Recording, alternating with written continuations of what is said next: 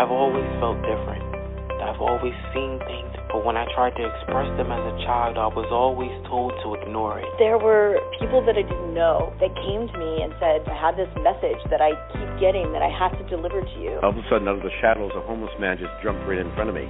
And he said, I'm a soul just like you. I love it. I wanted to understand the universe and who and what we are and what are we doing here. Well, we're all part of this amazing soul wave tapping into each other. This was a major life changer. You are a light. You have helped me a ton. Thank you. You've given me the courage to live more from my soul. Millions of people are awakening. So wake up with Michele Meiche. Be pleased to hear the best-selling authors and experts in the fields of cutting-edge self-help, personal growth, metaphysics, and spirituality. The soul path of awakening. Understand what living awake is.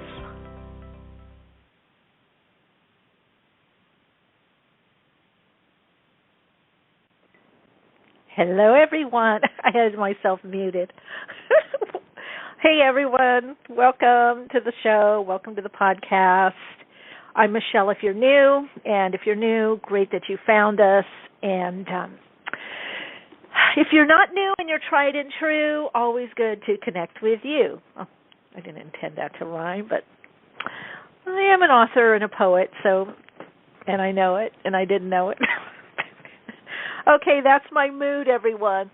Listen, if you have a question or a comment or you want a reading, you can call in at 347-539-5122 and press 1 on the keypad to get in queue. 347-539-5122. Press 1 on the keypad. Now, you can listen by phone, so you don't have to press 1. Just really quickly want to please remind everyone to go to my YouTube channel. Please subscribe. A lot of similar content, especially if you're into pick-a-card readings. And also subscribe to Awakenings with Michele Meiche podcast on YouTube. I'm just starting that slowly. I have someone helping me, Jacqueline, thank you so much, who is migrating some of the podcast episodes from BTR up to YouTube, and we will be doing also video. So if you have any topic suggestions or guest suggestions that you'd like to see, we already have some in mind. And this is just an expansion. I'll still be doing the podcast on BTR, either keeping them separate for a while and then integrating them. But we'll have some of the same guests. We'll definitely also have readings as well. So if you want, any suggestions that you have, you can always contact me at awakeningspodcast@gmail.com and let me know. Also connect at soulplayground.life. Those two. But guest suggestions, topic suggestions, anything awakeningspodcast@gmail.com. Hey, I'd like for you to do this or talk about this. I'm very open to suggestions. That's how this, actually me doing readings or more readings started, because the community, the listeners were saying, hey, we love the guests coming on. Because sometimes guests wouldn't make it, or we wouldn't have a guest, or maybe they'd get sick, or sometimes time zone changes and they'd get the time mixed up. And I would do the show on my own. I would do the whole podcast episode on my own and do a talk or channeling, what I've received from the guides or spiritual hierarchy and the oversouls, and I would do readings. So I did get a lot of people emailing in saying, can you do both? How can you do both? We love the guests, but we love when you do your thing too. So I'm very open to suggestions. I imagine the sound will be better. Things like that you got to kind of just tolerate. It's like going to a great concert and you got to wait in line to get in, or you go through traffic, or finding parking. You know what I mean? There's some things I can't control. Again, 347-539-5122 is the number to call in. What did I mention? Connecting MentorCam for quick questions. But main thing is Instagram. I'd love to see more people over there. Follow me over there for more insights, my YouTube channel, and, of course, Patreon if you're ready for a deeper dive into metaphysics and spirituality. I do readings. The two top tiers, especially we meet monthly with the Soul Path Journey tier. And you get readings there. You get downloads that I'm receiving, things to help, Soul Path tools, things to help. And, by the way, mark your calendars. I believe starting in January, Soul-Centered Living will be back. I will have an online version, only self-studied at some point. But the whole 6 months, it's a 6-month journey and course to really, so I'll be bringing that back in Synergy, but Soul-Centered Living will start in January. So if that's something you're interested in, you can always email me. I'll be putting something up, or Casey, who's working with me, will be putting something up so that people can check it out and see if that's something that you want to do. All right, let's mix it up today, shall we? Let's get to callers, see what's shaking and baking with everyone. Again, 347-539-5122. Like to go with the flow, see people in the queue. Let's see what people have to say. Hi, you're on air. Hello. Okay. Hello? Yeah, you're on air. Hi. Oh, hi, Michelle. This is Marie. Thank you for taking my call. Hi, Marie. Welcome. Hi. What's going on? I'm struggling with a relationship that I don't know what to do about it. It's been back and forth for the past 6-7 months. We share a dog together. I'm not sure if this dog is keeping us together. If we're together only because of this dog that we both love so very much. But it's a struggle. It's hard. And pull, and we end it, then we get back together because of this dog. I can't seem to let go of. Well, it's the dog and it's what you've had built up. But I do believe you guys are kind of in different mindsets or going in different directions. And there's kind of a push-pull. No, be like me. No, be like me. Let's do it this way. No, let's do it that way. So, yeah, in a way the dog is holding you together, but it's also the vision. The both of you had this dream or the idea, and the doggy kind of links it all together, right? Yeah. Keeps it, linking it together. Is it something that I just let go of? I've known this person for such a long time, since we were kids, and we reconnected a couple years ago. Okay, I get you're not happy, and I get him blasé, laissez-faire. Yeah, do you know what I mean? Do you get? He's not blasé. He is blasé. Or he is blasé. Yeah. What's going on with that? He's like a. Well, I don't know. I don't know if he's just not meant to be in a relationship. He's only been. You're pulling teeth. You're pulling teeth. See, that's the problem. You fell in love with the potential, and he's very blasé about the relationship, about being in relationship. I don't think he's going to change. I don't see him skippity-doo-dah for a relationship. I think he's very. Now, mind you, I have had clients and maybe acquaintances that I've known that have been those kinds of relationships where I've not met it yet where the woman is blasé. It's usually the guy is blasé and the woman is catering and pulling things out and feeling she never gets her needs met. It's never enough. And I've even heard these guys later on in life say, because some of my clients had this dynamic were a lot older, and I really love her, or, I don't know what I'd do without her. But it just depends on what you want, I would say that, Marie, because there's a deep disconnect with him, with his emotions, and knowing, not even cognitively or consciously I need to help or invest, but even knowing how to. So it's almost like everything is directed at him. That's why you're feeling kind of tired or a little spacey or not knowing what to do. It's like, because I'm focused on too much. Is that right? Because I'm focusing on him too much.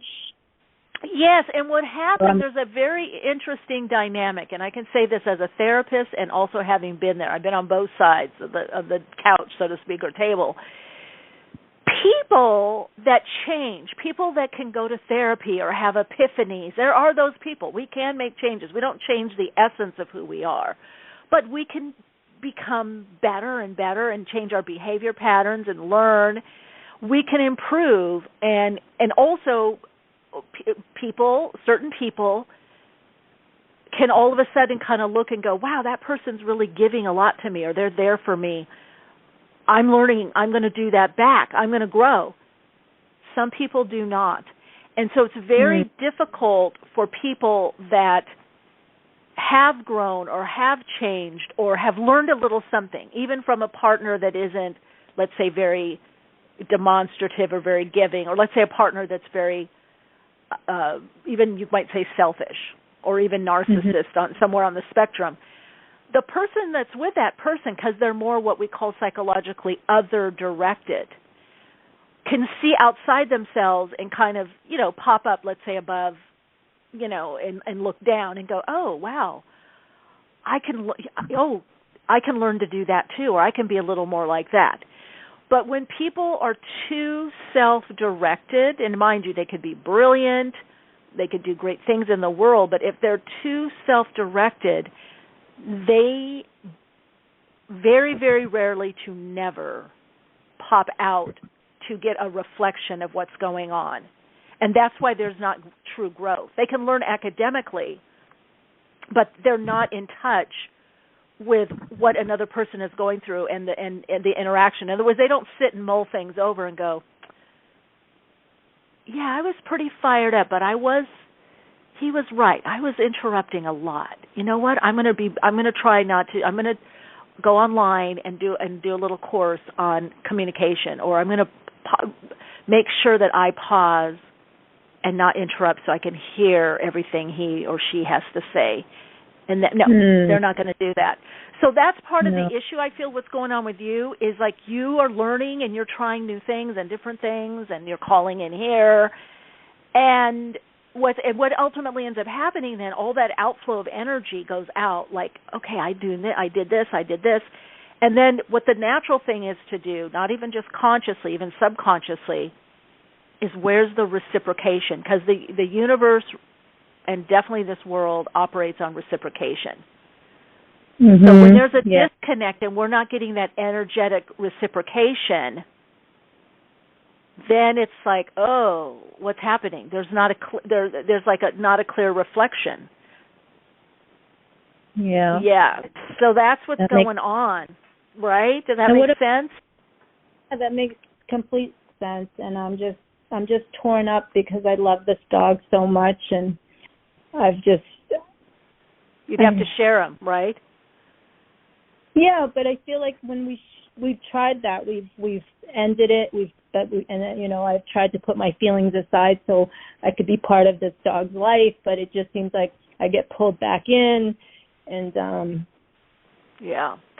Well, it sounds like the dog, because dogs are familiars. I mean, everything and everyone to some degree is an aspect of us, even these people we're talking about, because everything is interconnected on the etheric level, and as we get higher up, there's more interconnectedness, or more extended or expanded through the etheric, the astral, the akashic, the spirit realms, or Buddhic planes. It could be that the little doggy is in service to him. It may be that's all he can have or deal with on an intimacy level. And you're going to have to do the boundaries. Because, see, you're the one that's not really happy. I mean, he's unhappy that you're asking certain things of him, and he's frustrated because he doesn't want to do it or can't do it. But, that you would have to just figure out, because that's not a, psychic session, psychic question or therapist question. You got to figure that out, because it's not just the dog. I mean, part of it is you're connecting or relating to him through the dog, because he's able to give the dog what you want. Yeah. So you're right. So you're getting a certain you're getting some intimacy through the dog. People do it through children. He or she's such a good father. Yeah, same thing. And like, he's so loving with the kids or so good with the kids, or that affection. So, you're in that sphere. I mean, wherever we are, whatever environment we're in, whatever the people are doing, we're receiving some of that energy. So you are picking up some love vibes, right? You are picking up some intimacy and love vibes kind of indirectly. Yeah. And so that's a big part of it. So for you, it's just going to be, is that enough? That's what it's going to come down to.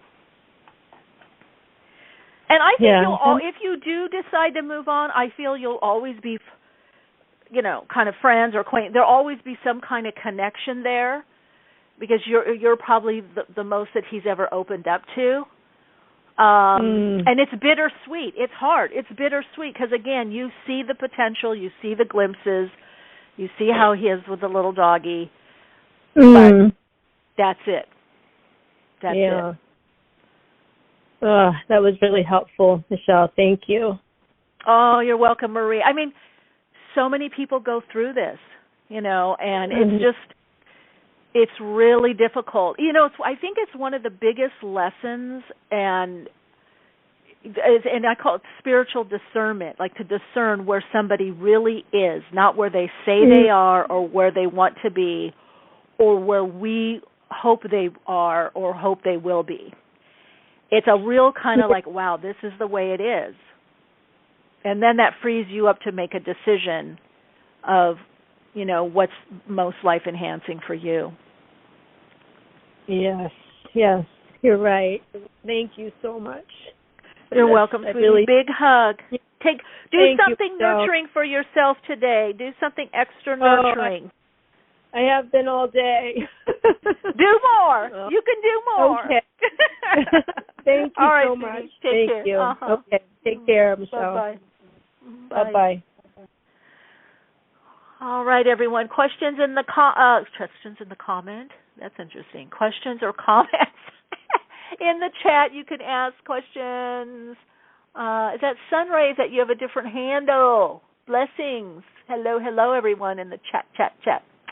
All right, call-in number 347-539-5122. You're on air. Hi. Hello, this is Jennifer. Hey, Jennifer, welcome. Do you have a question? Oh, welcome. First time to call you. It is? Oh, wonderful. It is. I'm in real estate and have made plans to move out of state in 5 or 6 weeks.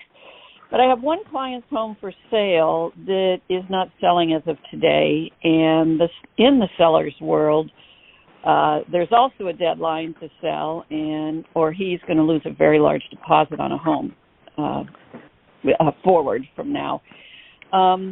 It's a large commission that could come across my plate, but it may mean I would have to stay here in the Puget Sound area till the end of the year or the first of the year, which creates some challenges for me.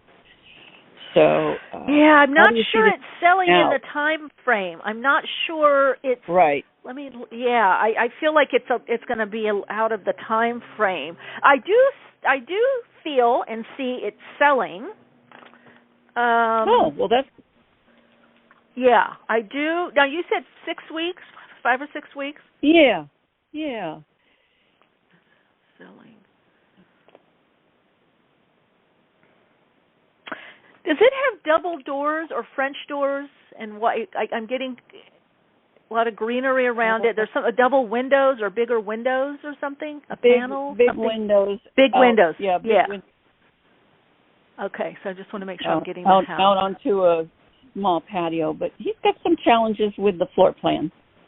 Okay, is that what? Okay, well, right now I'm looking at the windows, and maybe it's coming in through the backyard. Then.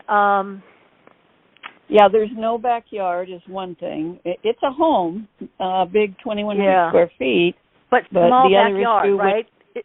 It's just like a little patio or something. Is there a patio? Right. I feel like a patio or something, like a little patio. Yeah, see, okay, just want to make sure I have the right house. Yeah, so I see like a little patio. I mean, people can go out. They can sit in that little patio. Yeah. And okay, I do see single-car garage. Yeah, okay. Is it white? No. White, okay. White trim. Yeah, that's what I'm seeing. Okay, perfect. I'm getting that. That's white trim, and I'm seeing. Okay, okay. So for some reason they're showing me the. Yeah, I'm getting the back. Well, I get it bright. That's what I'm seeing. It's kind of very suburban-y, cheery. Yeah, because I'm getting the white and the doors and the little patio. I do see a couple and a small child. Maybe 6, 7, 8. I don't know. Light hair. I feel somebody comes and looks, and then they're not sure. They're back and forth. He might end up taking a price cut, or has he already? I feel like there's something about the price that has to be fiddled with, is what I'm hearing. Yeah. Yeah. That's what I. But even with that, I don't know. It adds some challenges for me, but not uncomfortable. You know, I could stay here with friends. But I've got a deadline. You can't leave, and then you have to. Oh, because you have to keep showing it. Yes. Yeah. Or I turn it over to someone else for a referral fee. But I could really. No, I don't see you doing that. You might have to go back and forth wherever you're moving to. You might end up going back and forth. I definitely now. I've been tested. My accuracy is about 97, 98%, so I can't be exact. But I do see it selling, but I feel it later. I feel more energy around it December, maybe January. And I definitely see it selling because I see moving trucks there. I see this little girl. I don't know if she's a neighbor girl and watching it or she's part of the family, but I do see it. It's going to be someone that looks at it a couple times and then it lets go of it, and then they look around and then they come back to it. And what I feel the selling point, even though that patio's small, it's opening, the bigness there and the cheeriness, the white, the beige, the lightness. It's got a cheery aspect to it. So that's what I'm getting with that. I know. Let's see. Yeah, so you're going to have to kind of play it by ear. And also what's very interesting, too, we have, so it does show it's selling. I just asked again in another way. Those of you that are into astrology, I mean, we do have right now, starting October 30th will be Mars in Gemini retrograde. So, by the way, it's good for wrapping things up, and getting clear on things, but it does make timing a little, little wonky. A little challenging there. Yeah. Well, all right, Jennifer. Thank you. The house? What about the house he's buying? What? Oh, the house he's buying, he'd lose a deposit. It's going to be ready probably the end of January. So he's kind of freaking out a bit. Oh, well, he might make it. He might make it then. December. He might make it. He might make it. Yeah. He might make it. Okay. Yeah. I wouldn't freak out yet. Yeah. Yeah. Okay. Okay. All right, Thank Jennifer, you. take care. Bye. Bye-bye. Get you another caller. Hi, you're on air. Hi, Michelle. I'm Nadia. Hi, Lydia. Hi. Nadia. Nadia. Oh, Nadia. Hi, Nadia. Yeah, I've called in before, a couple of years ago, actually. Before I moved down to North Carolina, I called asking about moving, and now I'm in New York City, and I'm calling back asking a similar question. About moving. So I had ended up in the mountains. I make music, and you had your friend on the show and we were talking about, I don't know, mountains was one of the possible things and that I had put out, and it came to be, and a very dear friend of mine ended up dying last summer, and I lived in New York City for like 8 years, about 7 years ago, and I found myself coming up here, and for the wake, for the memorial, and I was experiencing like all this love and connection, and I felt pulled to come back, and various things happened, like when I was driving back from the funeral, I got in a car accident, and then I heard from the landlords they were selling the house that I was living in the small town. So it all kind of was like, all right, not supposed to be there, feel called to my loved ones. But I've been here since the new year and have been having trouble like committing to a place to live. I've stayed with friends, I've been in sublets. I'm subleasing right now, but come November 1st, I'll need to move again from where I'm at, and I'm just feeling really uncertain about the next steps. I've been able to live on savings, and I haven't been working, and that's causing a lot of insecurity too. And I'm just, this is a lot just coming up around like where is like home, and where do I need to go to feel safe? Yeah, well, within for the safety. Now, this is very interesting because you're in this, and I started talking about this actually in 2011. This kind of more, and the guide showed me people living much more. I don't even want to call it necessarily remotely. I think about it like maybe back in the olden days when people, like, let's say, like for you, there's a death, so you come stay with someone for a month, or there's a birth, someone's staying, or someone's fixing a house or remodeling, and they end up staying 6 months in the house or on the property to help the people. So there is this, you're falling into this mobility, kind of, it's not necessarily nomadic, it's more being based at a place for a period of time, maybe like stationed or based somewhere, you know. I'm not feeling, now wait, are you near you're in New York now, are you near mountains now? Not right now, no, I'm in Brooklyn. Oh, you're in Brooklyn, okay. Prospect Park, surrounded by trees, but no mountains. Oh, trees, okay, that's what I was going to say, is there trees, because I'm getting suburbs or something, trees, okay. Yeah, it's kind of like a city, but it's still very dense. I'm gonna say this. I feel for you and a lot of people, you're not going to know until next year, whether April, May, June, or after the summer. It feels like you're going to be in flux. So I would say do whatever you can work-wise. Maybe it's working online or piecemeal job here and there, because it shows there's a pull. I definitely feel you need to be or want to be more somewhat city to do things, but you don't want to be, I feel like the mountains are also calling you, or more nature, or a smaller town. You haven't yet, and this is for so many people, you haven't yet, you have your loose-knit soul tribe, you know, that you're meant to connect with, or community. That's one of the reasons I feel like you're staying put. You have a lot of friends there, right?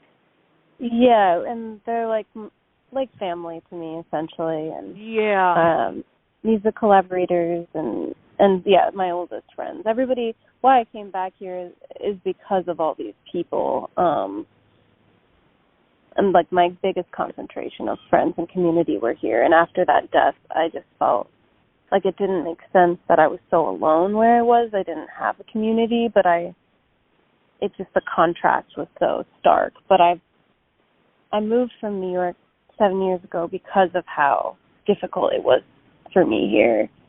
And then I felt like really called to you back. seem okay in the suburbs. I mean, it's maybe not ideal, because I feel you still, and this is for so many, we're in this karmic completion. You know, you might want to also go to my YouTube channel, do some of the pick-a cards. I think can give you some, even the Akashic reading pick-a cards, next chapter, what you're being prepared for. Those ones will really help you, because again, this is, yes, we're individuals, but we all have also these collective experiences. And I feel you're not yet cooked yet or marinated. There's some things that you still have to live out where you are and with the people that are around you.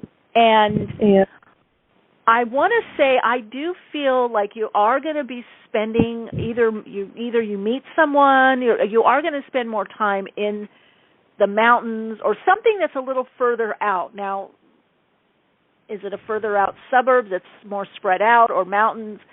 Because I see brown peaks. I see the suburb, I see the trees, I see the city, but then I see you driving out there and then coming back. So it may be that there's some group or center or something that you connect with, or it could be a person that you meet that has a house out there and you end up going out there and spending time.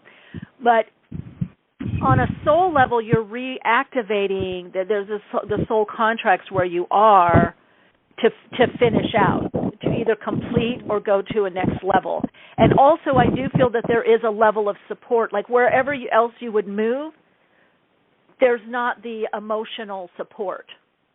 Right. So where were you thinking of moving? I see, and that's part of the problem is I don't know. At this point, I don't know. Yeah. That's right. See, if you don't know, you're not. There's more to do where you are. You're being given the. That's the message, because it's not about it. Right now, spirit, guides, oversouls, our higher self is guiding us to people, because that's going to be the big resource, even beyond money. Because at some point we're going into a digital currency and a cashless a bit, somewhat, not completely. But there will be this whole idea also of barter and service for service. You know, my skill sharing. I help you, you help me. People will fall more into this. But there will be online communities are really important, small groups. However, also by proximity. So that's why I feel you're held there, because you have to play this out a bit more. Yeah. Does that make sense? You think? Yeah, I feel like so much of my stress, I think, too, has been about, like, purpose and, like, work. And do you see that, like, kind of not being clarified in this time until after, like, you're saying? No, that's what you should be working on, where you are, not trying to leave to find it. It's within you. Yeah. So whatever it is you want to do or get started, that you do, start now. Okay. Yeah, start now. And the place will reveal itself. I kind of feel with you it's going to be back and forth one place for a while. And you may end up being with someone that's either building a place or remodeling, or they just bought a place or bought the property, or the property, they're redoing something. This is a bit down the road. But so there is a trajectory, but it's not there. It's not there yet. That's why you don't know where to go. Yeah, you haven't gotten the download yet. Because it's not there yet. Okay. I do say it has something to do also with a relationship too. Well, that'd be nice. Yeah, I do feel that that's going to be a part of it. So that may be what pulls you in a certain direction. Yeah,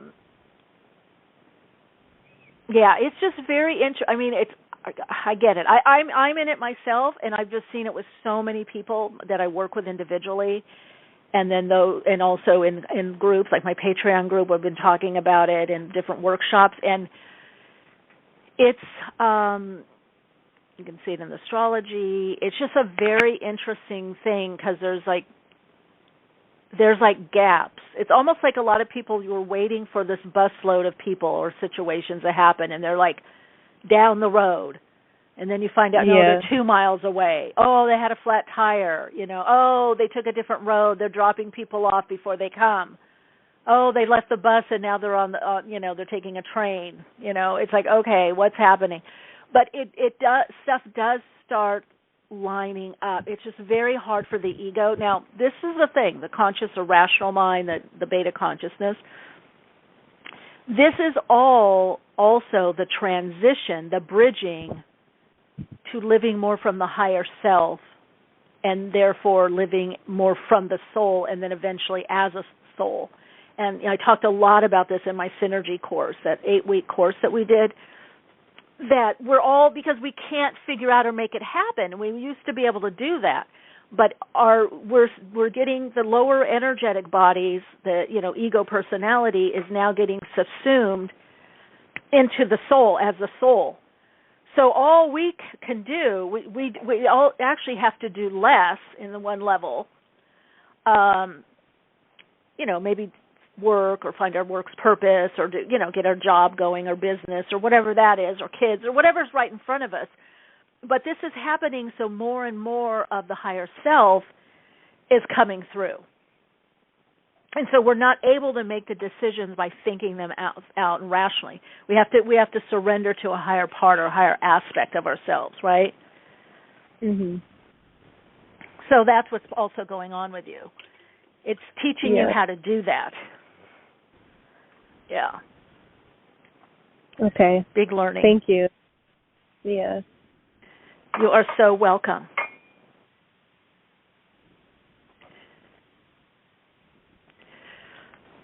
Get my tea here. Yeah, it's very interesting. We really are being taught a whole new way of living. We are in the transition. We are in the quantum, in the leap, in the evolutionary consciousness, and how we express and experience on this dimension. So it's very interesting that we're going, how we're going through this. Using intuition more, the psychic sense, telepathy, remote viewing. Many of you know my story. My friend's dog is saying, I don't want to go to Costa Rica. She's like coming to me and, telling me this after my friend and I, we did a session, and coming to me in the astral, then in my meditation, the world is going to get really alive, folks. That's the best way I can put it. The surrealness of, wow, did I just get a message from that dog, that animal, that child, that it's almost like that tree, the mountains, the shamanic aspect of living. If you're on this path and you've been getting more and more awake and living more and more awake and awakening to your gifts and yourself, you're going to see the aliveness of the earth, the aliveness of the universe, whether through the dream state and, dream state, waking state, there's just going to be a lot of blending. And that's why it's very hard to kind of make decisions. We're in this very Uranian, Neptunian world with this Saturn base. Very, very interesting. Okay, let's get to next caller. Hi, you're on air. Ciao, Michelle. It's Zoe. Hey, been thinking about you. Yeah. I've been thinking about you a lot. I always am trying to call in for the past month, and I always end up falling asleep. The time differences always kind of gets me. So there's a lot swirling around planetarily wise right now. A lot of energy, a lot of lessons, and I just have been experiencing a lot, and I'm curious. I guess my question kind of is I've been going through an interesting path, and I tried to entertain having this partner, this lover for a while, because it's bringing me a lot of joy, even though kind of knowing this isn't meant to be my person, but I'm feeling like it's preparation for something coming in. And I'm just wondering, I guess part is what's the lesson? Why did this person just kind of dip out, and is it connected to the reason why like other things are being temporarily blocked from coming in, you know, like abundant flow, you know, love flow, like all these other things. Is it all interconnected, or is this just a lesson or a preparation for, you know, because I really do feel some type of partnership or something coming in, and I'm just like, I cannot, for the life of me. So I guess just, what do you see is going on, or what do you feel? What can you tune into? Well, I think it's first with you. Your soul is trying to get you on a different timeline, a different trajectory. So, and that means healing, editing past patterns. So a lot of these people are coming in some past patterning. Let's see. Yeah, I'm trying to figure out what it is. Like, what? Yeah. I'm racking my brain of what the lesson or the patterning is, so I can navigate through it better, I guess, would be the real question. Okay. Well, if we look at Neptunian energy, it's like Capricorn, Neptune, like how to have the connection but not get caught up in the illusion or delusion of what the connection means or the romanticizing. Right. So, and then being mindful of substances that may cause that or exasperate that. Right? So you're definitely being scooted into a different way of being and a different kind of, like, it's like that's kind of, something is ending with that, like how to be inspired or have these great connections or conversations, but let it play out more, or just say, okay, that's just for this minute, you know, that's just, and not make it into something else or morph it into something else. And it shows with that, sometimes people on your path, they're lost or they're in transition, and then you're also kind of like magical, mystical mama bear with them. You're kind of guiding them, nurturing them. Sorry, I didn't know this. Yeah, am I you're supposed to be nurturing? Am I supposed to be guiding them, or was it just a quick lesson for me, or do I feel bad moving on? Or because, you know, when you see somebody and you're doing healing work, you don't want to like leave them floundering necessarily, but you're yes, like, you do. Is it really yes, my, you do. is it really my job? Yes. It's not really my job. No, it's your job if they book a session with you. See, the thing is with sessions, and it's not always about the money, it's about they're requesting this and they're showing up in a very intentional way. You know, like I'll have people or good friends that I'll do like a quick read or help, but I'm like, look, if you really want to do this, you have to book a session. You have to book a session and work with me so that I'm in that headspace, that professional, you know, I'm in a different headspace, done the clearing, done whatever, and there's this exchange. That person is showing up saying, I really want help in this. I want support. They're engaged. That's why a lot of times I say, you know, you probably heard me say on the podcast, people call in and what can you tell me? And I'm like, the question opens the channel. You have to be invested. And when people ask a question, then they're invested. See, you're getting people that aren't really invested. To some degree, they're time wasters. You're seeing the potential. You're seeing the possibility. You're seeing a glimmer of light. But there's also a lot of, you know, caca. Could there be a pony in there? Yeah. Maybe there's a pony, or maybe there's a blow-up pony or a fuzzy pony, you know, a plushy toy. Right. A pony. And that's what I'm like, is there some type of reflection or mirroring? Like, what is my lesson that I'm learning, right? Because we attract different people and circumstances. So I was like, this isn't really my reflection. Like, is this, you know? And I'm like, you're learning that if you have your work purpose, that people, they can book a session with you. If they want healing or intuitive work and they're really serious about healing, they will book a session. Like even now, like I'm prepared. Like I have good boundaries right now when we're talking, so that people can call in. I'd love that. That's fine. But there's still this professionalism, this, for lack of a better word, I'm holding the space, but people are willing. They want to know something. They're making these changes, so they're making the effort. So I feel also it's about your self-worth, that you value yourself enough not to get caught up in these situations. Now if you want to do charity work or on the side where it's like actually set up, like, hey, I do this once a week, or, I work for this charitable organization, that's another thing. But your big lesson is to, like, are you going to really do what it is that you do?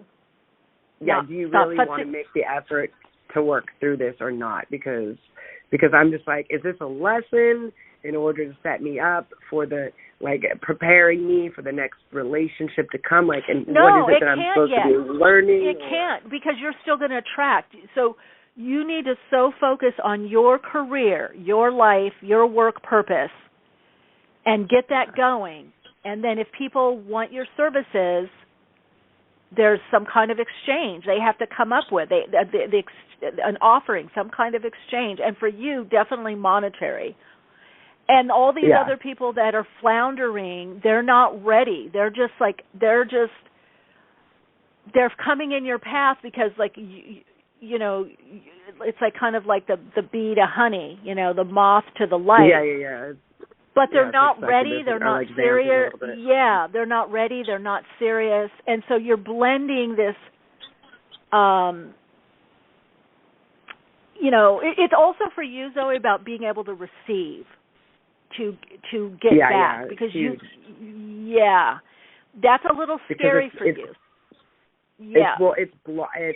It's blocking. I know there's always enough that's going to come in, but like right now, it's like I've done all of this different work, and I know like these people are going to pay, but there's been one obstacle after another that's been blocking, even for me to transfer my own money, even for me to receive my cards from the States, even and I'm like, what you should am I doing this blocking? Well, that's this, what you should be working.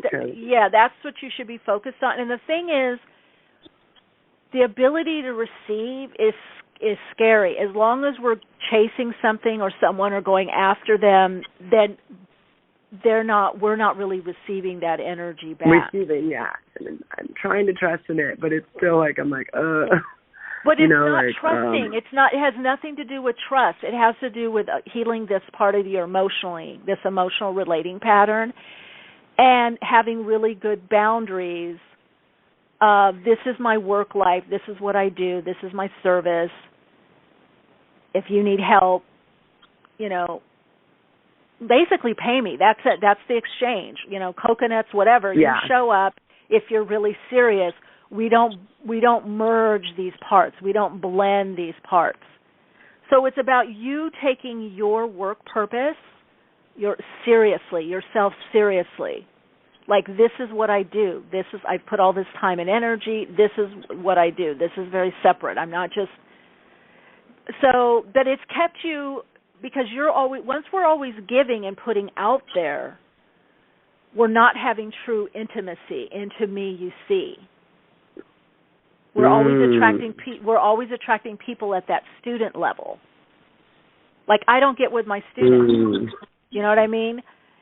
There's a different level there, And some of my students from years and years that have later become friends, there's still a certain boundary there, and it took years, like 20 years, for them, because I could see some of them I still can't. A couple of them, because they've done a lot of work on their own also, not just with me, but they've done a lot of work. They can give to me, really. They can really hold the space or really be there. And that's not to say we don't, we learn from everyone, whether student or whatever, but there are certain boundaries and certain levels, and so if these people aren't ready, you're not going to fully be able to get what you really need. You're not going to get an even exchange of energy. Yeah. Right? Yeah, Yeah. absolutely. So you are seeing then more energy going towards like the spiritual or the healing work, because I've been putting so much more towards the creation and the sewing and stuff like that. Yeah. I would do the sewing. Yeah, whatever it is that you do, or however you want to combine whatever it is that you do, that you have to get, the people that are floundering, they have their own higher self. I remember years and years ago, in the 90s, one of my metaphysical teachers told me, what makes you think you have to be the one to help them or save them? I was like, what? And he goes, yeah, they have their own higher self. Yeah, why does it have to be you? And I even think about that now in the present, like when I want to overly reach, I think of two things, like what do I need to do for myself? And yes, that person has a higher self. And if they're not, and he told me, he goes, look, you got help, you got healing, you did therapy, you did this, you were, got metaphysical training, you did this and that. Other people can too. And if they do, they do. And if they don't, they don't. But so that's true. We have to all remember, even as light workers, healers or therapists, even if you don't have money, there's ways to do it. See, that's a lot of times people use money as an excuse. If you really want help, you will make yourself available. You'll either scrimp, save, get the money, put it on a card, or you'll say, I can offer you this. It has to be something valid or bona fide for the other person, but you'll come up with something. So I agree with that, Dr. Hahn. He was right. It's like people have the same, especially if they're around you, they have the same capabilities. So if they're not taking advantage of it, they're not engaging in it, it's because they don't want to. Right. And I have to separate from we cross paths or whatever. There must be it's like there's not always a lesson or a reason. Oh, sometimes no, that's a big misnomer. No, sometimes the lesson is to say no. See, the thing is, we are going to cross paths with all kinds of people. That doesn't mean we're meant to engage them. And I always use a great example with children and animal beings, see that. And when I used to walk Yoshi, and there would be a dog up ahead that was like snarly or kind of weird, or there was like a, kind of off-centered person up ahead, especially when I was in Venice, maybe like a homeless or something, but unstable one. She would cross the street. She didn't go for it. So, but we've been kind of taught that, like, that it's meant to be. No, it's like the hors d'oeuvre tray or dessert tray in the restaurant. When the waiter comes around, you don't have to take a dessert. You don't have to take an hors d'oeuvre. You could take one, the bite, and put it back. You could take two or three. But we've been taught if it comes in our sphere that it's mirroring something. Not necessarily.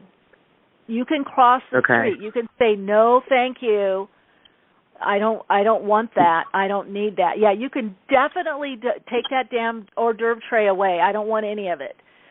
So absolutely no. Not everything is meant to be. No. And because just like we can be on the right path, we can also be on the wrong path. So not everything that comes in our path is, sometimes it's just something incidental. That's where karma comes in. See, we insert ourselves. That's the problem, and if you read like the I Ching of kind of finding that flow, the whole idea in those Eastern traditions was not to insert ourselves. See, we are taught to, it must, like say you go out with someone. Let's say you go to a party or something. You're hanging out, and you see someone that, is maybe very charming or whatever. They have a light, but they're just, like you said, floundering. But they're just there. They're friends of a friends of a friend. And you're there, too. You're there talking to people. And maybe they come up and you say hi, and your eyes meet. And then it's like, oh, my God, maybe I'm, and maybe you hear them mention a book you read or something about tarot. And it's like, oh, some tarot. type of synchronicity where you're like, what does it mean? No, you're not. No. It's like, okay, there's a small resonance. You're just there at the party with your friend. You don't have to engage that person. You know what I mean? Just because you heard tarot out of their mouth, Yeah, right. All right, sweetie, you take care. Lots of love, all right? Thank you so much, Michelle. Have a lovely day. Ciao, ciao, big hug. Ciao, ciao to you and Bali. Whoa, so important, gang. We're going to learn this more and more because this is Aquarian age, the flip side of community, interdependence. But the lower level is kind of cults and rescuing and, anyway, big lessons. All right, it is time for our second half of the program, our Awakening Dialogue. We have with us today Sierra Hollister, author of Moon Path Yoga. So I'm going to leave the phone lines if you have questions for Sierra in regards to yoga and whatever we're talking about, relative questions. You can call in or you can ask in the chat. Otherwise, if you have psychic questions or want the spiritual life coaching or soul path guidance, will be next weeky, same time. Hey, Sierra, hi. Hi, how are you? Hi. I am doing great. How are you doing? I'm doing pretty great, too.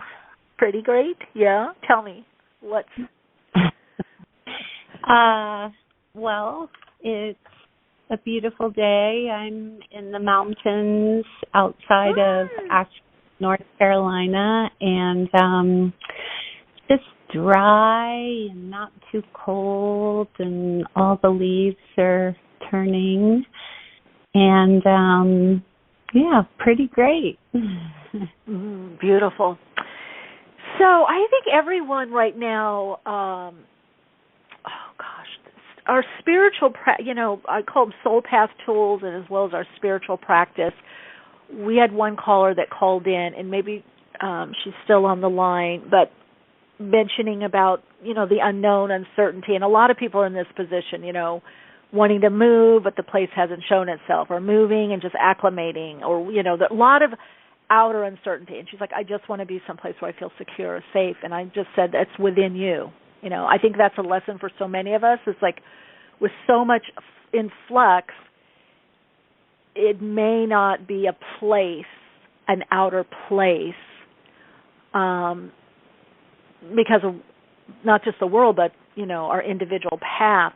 So I do feel spiritual practice is so important. We keep practicing to get to that place that changes. You know what I mean? But it's within us.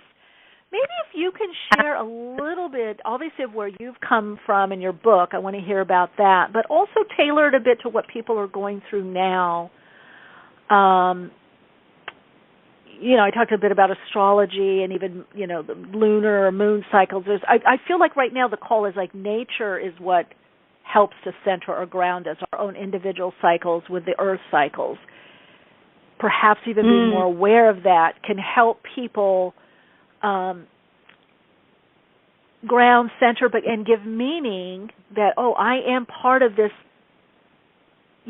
planetary cycle. I am affected by I'm a part of this, rather than this, I think, the separation that causes a lot of ungroundedness and anxiety. I don't know what your thoughts are on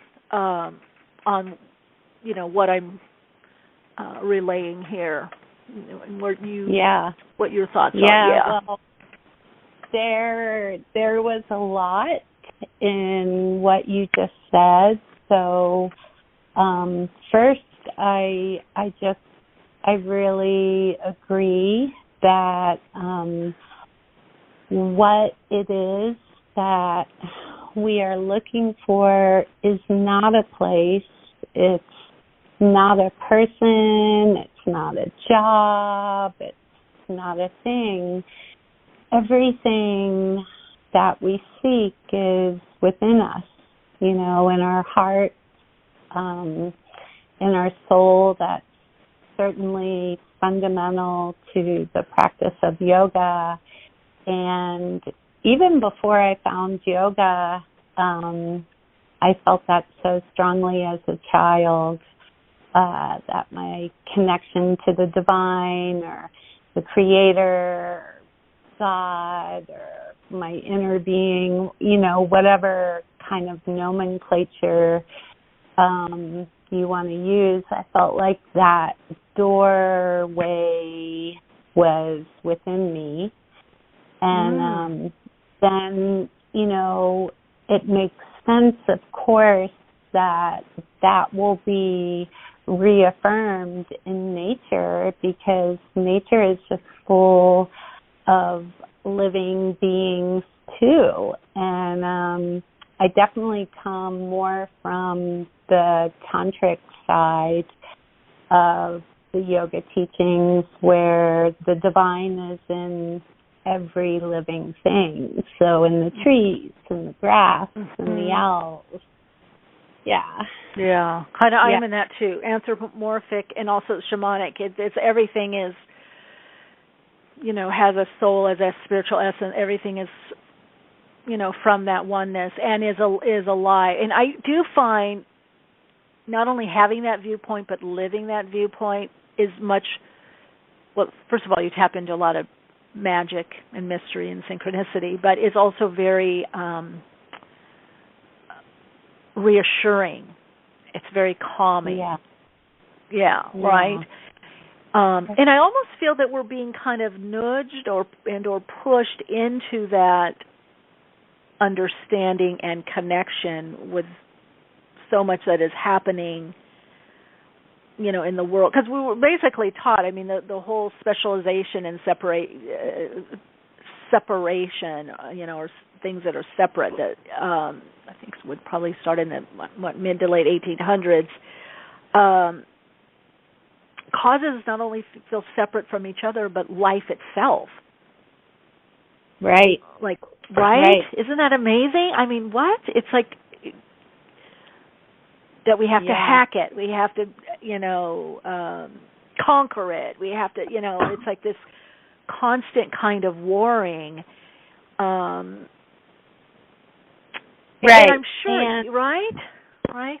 That messaging, if you think about it, that messaging is not coming from anything that cares about us. It's very, very driven to keep us in this consumer mode, where the answer is in something we might buy or some kind of lifestyle. And so I feel like there's an investment to some extent in keeping us just in this place of feeling like it's things, it's acquisition, it's not right outside in the forest and right inside your heart. That's interesting what you say about the acquisition. That's true, because you're always trying to get it outside of you. I didn't even think about that. Yeah. That's very interesting. Yeah. It's always right outside of you. And it's like the situations now, it's a lot of people realizing it's not outside, because they're trying everything that's outside. And wow, that's very powerful, Sierra. That's really powerful. That's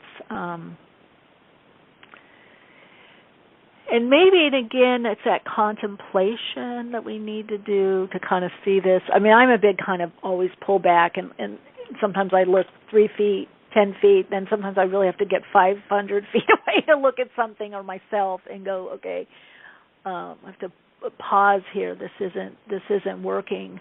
Now, tell me a little bit also about the Moon Path Yoga and Kundalini, which I find it interesting, because Kundalini, again, dealing with life force energy, animating energy, the creative energy, creator energy,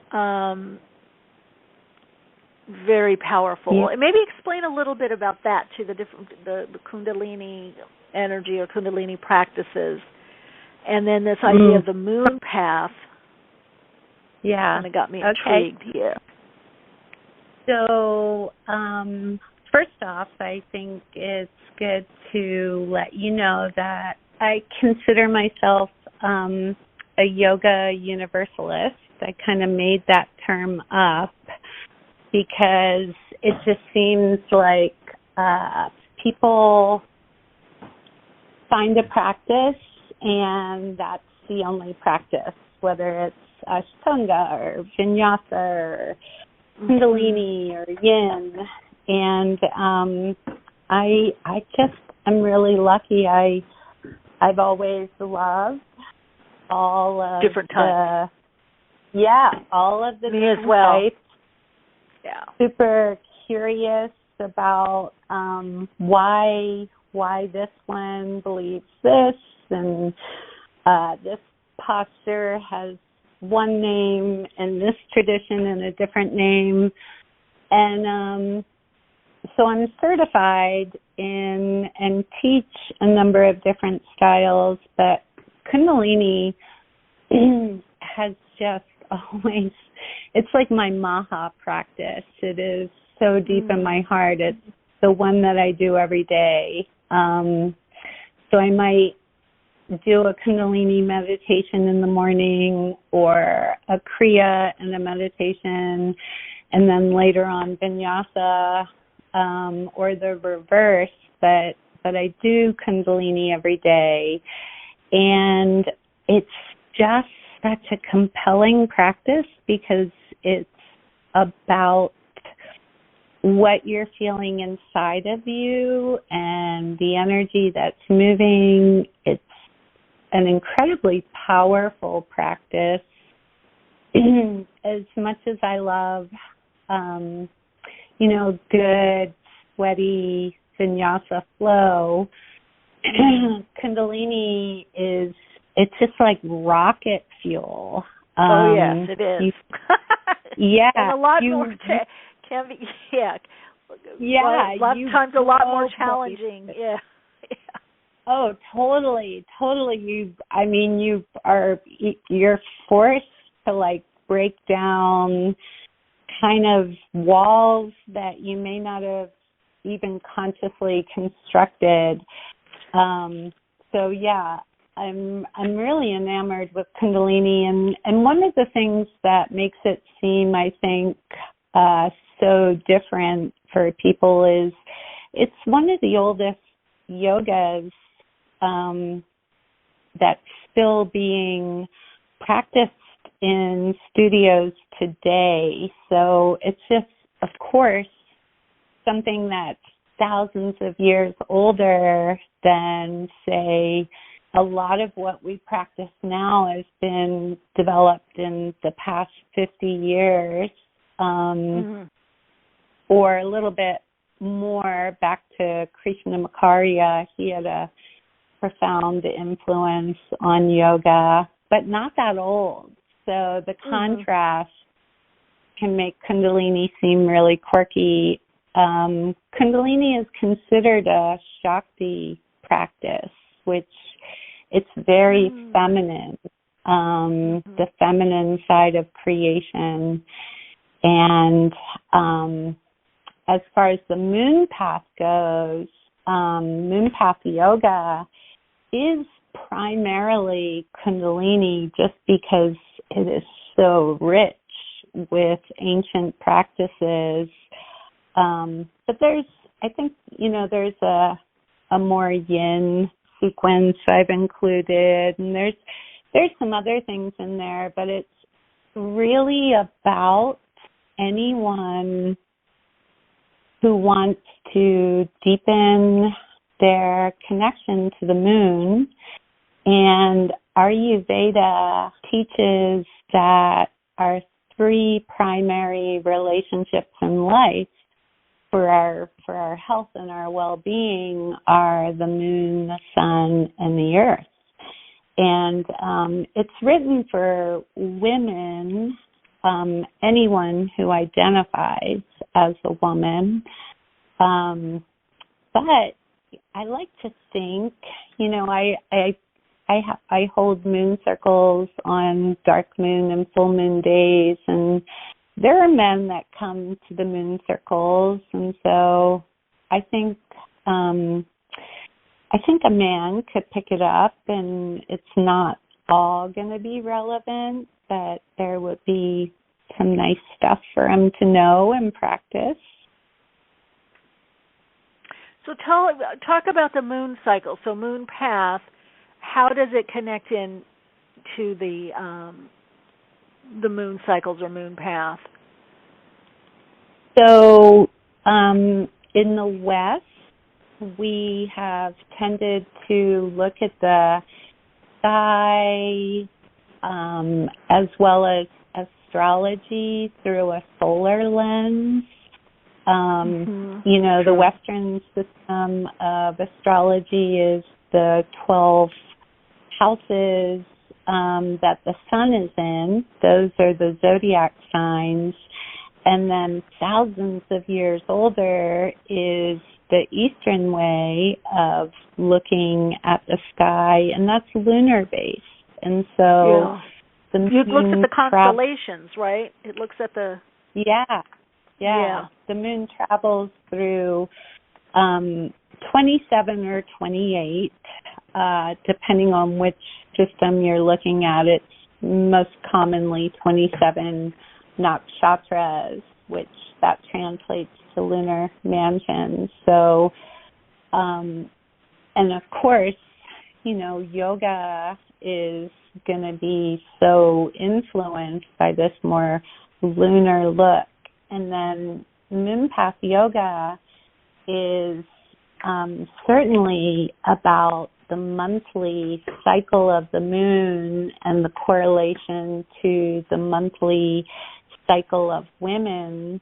But then I also expand it because the moon is with us our entire life. And so I have noticed over the course of my life when I was younger, in my 20s and 30s, I found the waxing moon, you know, the new moon, and as it grew to full, I found that so compelling. And now I'm older and it's not conscious. I've just noticed that I'm much more curious and aware of the waning moon and the dark moon. And so the book is really chock full of how the moon can show up over the course of your lifetime, what kind of practices are good for as the moon is building, what kind of practices are good for as the moon is waning and dwindling. There's two different moon cycles, really. There's, if you live in a body that bleeds, then there's a correlation between our bleeding cycle. It is a month-long cycle, just like the moon.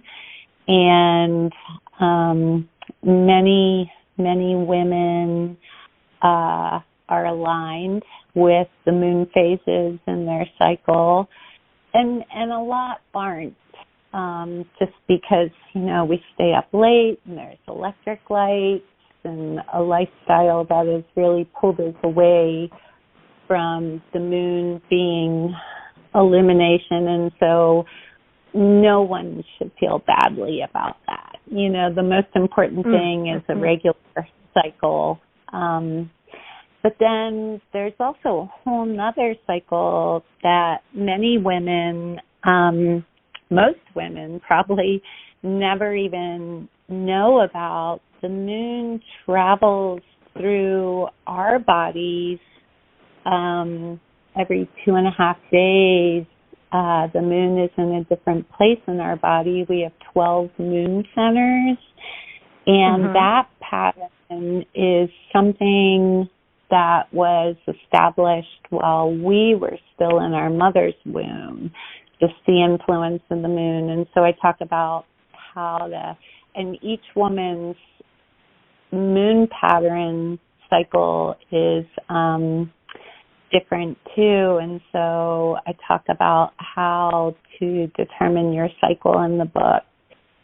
And just now explain that again. What is that now? What is that? It's before you're born? Is that what you're saying? Mhm. It's the impact of the moon on women are considered lunar beings, and so men have a moon center too, but they only have one. But women have 12 moon centers, and the moon is in a different center every 2.5 days. Okay, so for example, men, their moon center is in the chin. Women have the chin as well, but we also have the earlobes and the cheeks and the arc line and the back of the neck and on and on. And depending on which center the moon is in your personal body, for example, when it's in the arc line, which is a subtle body anatomy term, you can think of it as the hairline where the forehead is. That's approximately the arc line. So when the moon is there, we feel really emotionally balanced. We are really kind of driven for perfection. We can be critical of ourselves or others.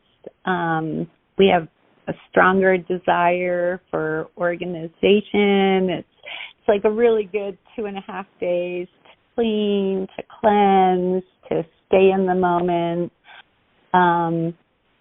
In contrast to, say, when the moon is in our cheeks, that's when we're more impulsive. We can react more quickly. We can be a little aggressive. We want to assert ourselves. We can even feel a little restless. So it's a really good time to pursue physical exercise. And you have this in the book showing what? Okay, interesting. Wow. I lay out the moon centers and then how you can begin to discern where the moon is in your body and start to discern your pattern, because it can be so helpful. There's sayings about how women are so mysterious, and that's great, that's fine, but we don't want to be mysterious to ourselves. I want to know that right now I'm a little more impulsive, or today's the day when I'm pursuing perfection, or when the moon is in my chin, I'm really stable and affectionate. I like knowing those things because they're subtle, and you can set up your schedule to take advantage of them, and sometimes you can't, but at least you can know that you're in a period where you're a little more impulsive, right? Or a little more in need of being affirmed, that kind of thing. Yeah. Love it. Yeah, and a lot of women, I one more thing. Go ahead. A lot of women figure out their patterns so quickly with a pendulum, but sadly, I'm not somebody, I've never been able to use the pendulum well. I'm always like, is that yes? Is that no? Did I move it? But for people that use pendulums, they usually get that pattern figured out in a matter of days. And for the rest of us, it usually takes a few months. So what are they doing with the? You're saying that people can use the pendulum? Yeah, if you are a person that uses a pendulum, you can, ask the pendulum. I love it. Oh. Yeah, where is the moon? And is the moon in my spies? Is it, you can go through all the moon centers and figure your pattern out. So the moon centers are really the subtle energy or subtle anatomy. It's affecting, or is it actually, it's affecting our body too. It's affecting through the subtle energy, but as particular parts. Is it all parts of the body? Not really. It's 12 specific places. So, but yeah, it does. I mean, we don't have a moon center in our feet. But yeah, other than that, the rest of the body is pretty well represented. Okay. Oh, amazing. And you go into the moon phase. By the way, it's funny because years ago in Facebook, they say, "What's your religion?" I put Universalist. So there's a little synchronicity there. Yeah. And I have found over the years, as an astrologer, now trained in Western, I know very, very, very little. I can't think of it now. Right, the Eastern. But Yodish. Yodish and sidereal, Yodish or sidereal. Yeah. But I have found the rising sign, since that's really how it's not only how people see it, it's how we navigate through the world, and our moon.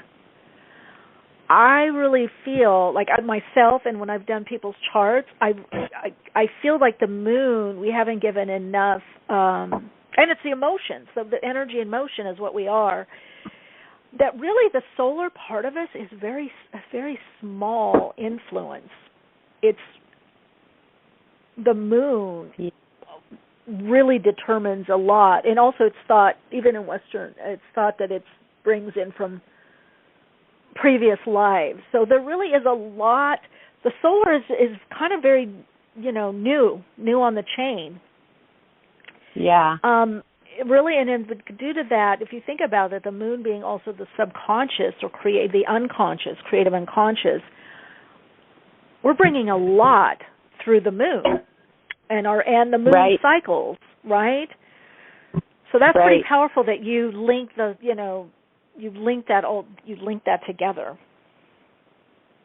Yeah, and it's interesting because definitely Ayurveda steered me in the direction where it became kind of a question for me. Sun cycles are they're so long, so consistent, it's so stable, it's almost beyond giving the planet light and life. It's not as discernible as, the moon. Every single month, the moon is, pulling the tides of the Earth's waters as well as ours. And then the Earth cycles are also, the seasons and the warm and the cold. They're so much more evident to us and so much more noticeable on their impact on us. So I would think, the moon sign is significant in the Western perspective, definitely. Yeah, well, it hasn't been. The sun has been, the solar. I'm finding from my own work, and I'm finding other astrologers kind of saying that also, like kind of moving away or bringing more importance in, and obviously the houses, the mansions, the houses, the stuff, the areas. But maybe it is, bringing it back to the unconscious or creative unconscious or bringing it back to the undifferentiated part of us, because that moon is very mergy, and like the moon affects all of us, individually as well as a collective. You hear people having similar or the same experiences during a full moon, I've got so much energy, or, waning moon, or I feel more energy building, and it's, the moon is waxing. So, I just find it interesting. And then with your book, it does kind of usher in or a bit more nudge people towards more the interconnectedness of everything and everyone. Yeah. And I can't tell you how many times in my life it's just been so reassuring to look up at the sky and find the moon and, think of people I love who are maybe on the other side of the world or a different city, and we're looking at the same moon. It connects us all. During the last few years, and I noticed it actually happened, I think it started or got more pronounced, I would say, because I've always been a moonie. I love the moon and going out at night and looking at the moon. But I found I was doing it, even if I had done a long walk during the day or something. At night, I was going out, and I would go down a particular street that I can really see the moon a lot, and I had to go look at the moon. I had to go moon gazing. Yeah. And it was very, calming, and also something very mystical, magical, mystical, and calming, connecting and calming. And that was my ritual I was doing. Yeah. I agree. I find the moon feels to me so much like a mother. And different cultures, different indigenous cultures view the moon, some as grandmother, some as mother, some as auntie. But it's always this feminine, sort of older, guiding energy, and that was just so very resonant for me. It was, it's kind of thrilling to have all these sort of childhood feelings affirmed in the teachings of yoga. Yeah. Beautiful. What a guide. The book also a guide to help people and give them something to add to their practice. Sierra, we're closing out here. Let us know how people can get in touch with you and the book Moon Path Yoga. I'm taking it. It's Shambhala, so it's available there on their website, and then I would also assume Amazon, right? Yes, but if you purchase it on the Shambhala site, I think until November 3rd. Okay. But do it sooner because I'm not positive. If you purchase it on the Shambhala site and you put in the code MOON30, you can get 30% off. Oh, wow. Okay. Shambhala site, code MOON30. Yep. Okay. MOON30, 30%. Okay, so do it in the next few days, the next few weeks. Beautiful. And then for you, way people can connect with you if you want, if there is a way and you want to share that. I have my website. You can find me at my website, Sierra Hollister Living.yoga. And you can find me on Instagram the same way, Sierra Hollister Living Yoga. Yeah. And okay, cool. And I'm pretty good at answering Instagram messages, and my website has, you can contact me. There's a form there. And I think when you visit my website, there'll be a little pop-up with the book, and it'll mention the 30% off code. Okay, in case anybody. perfect. Okay. Well, I know that your website and all the info is in the podcast description for this episode. And then also, those of you that follow me on Instagram, in my stories, there's a link to Sierra. If you click on the link in the stories, that'll take you right to her Instagram page also. And then just remember, Shambhala, Moon Path Yoga is the book on Shambhala's website, and put Moon 30 for the discount. Thanks, Sierra, and keep shining bright. Thank you so much. Yeah, have a beautiful day. You too. You as well. Bye-bye. All right, everyone. Wow, that's beautiful. I love it. Moon Path Yoga on Shambhala. Put in the code MOON30 for 30% off. Sounds like a really good guide, especially for what we all are going through. All right, love for you to come to subscribe on my YouTube channel. Come hang out on Instagram. Follow me there. Patreon. The Awakenings podcast, Extending and Expanding on YouTube, and you can subscribe there, get the notifications. Probably will be doing the live streams probably more November, December. We're trying to work out the exact date, but I'll keep you guys posted, okay? So as always, continue to shine your light, share your insights, and, of course, keep awake. Lots of love and light to everyone.